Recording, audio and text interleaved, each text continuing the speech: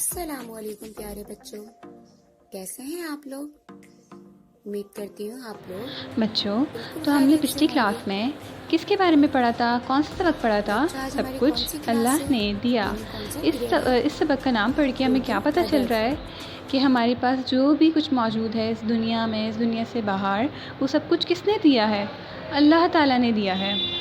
जैसे कि हमारे पास आँखें हैं जिनसे हम देख सकते हैं, नाक है जिससे हम सूंघ सकते हैं, हाथ है, पाँव हैं जिससे हम काम लेते हैं। ये सारी चीज़ें हमें किसने अता की हैं? अल्लाह ताला ने अता की। इसके अलावा भी बहुत सारी चीज़ें हैं हमारे इर्द गिर्द जिनसे हम बहुत सारा फ़ायदा उठाते हैं। ये सब कुछ किसने दिया है? अल्लाह ताला ने दिया है। तो हमें इन सब के लिए अल्लाह ताला का शुक्रिया अदा करना चाहिए, क्योंकि हमारे पास जो भी आज मौजूद है वो सब कुछ अल्लाह ताला का दिया हुआ है।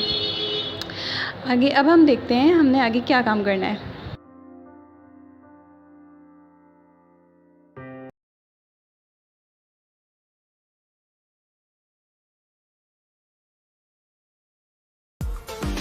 तो उर्दू अदब की पिछली क्लास में हमने क्या काम किया था?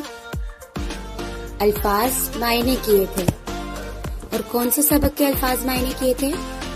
सबक सब कुछ अल्लाह ने दिया है। आज हम इसी सबक का यानी सबक सब कुछ अल्लाह है के सवाल जवाब करेंगे।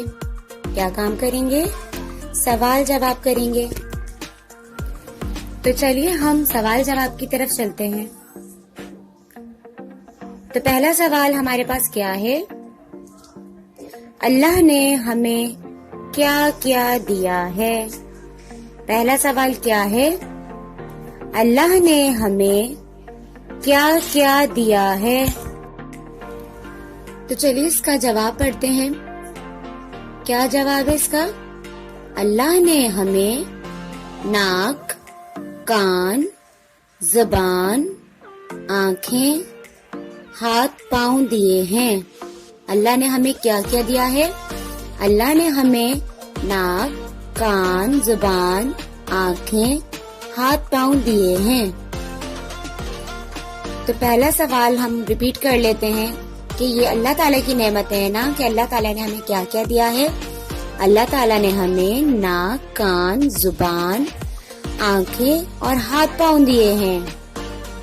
इसके बाद हम आ जाते हैं दूसरे सवाल पर।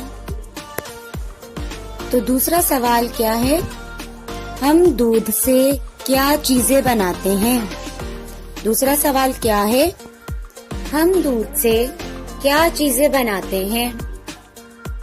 तो इसका जवाब है हम दूध से मक्खन और घी बनाते हैं। हम दूध से क्या चीजें बनाते हैं? हम दूध से मक्खन और घी बनाते हैं। तो चलते हैं अब अपने तीसरे सवाल की तरफ। तो तीसरा सवाल हमारे पास क्या है?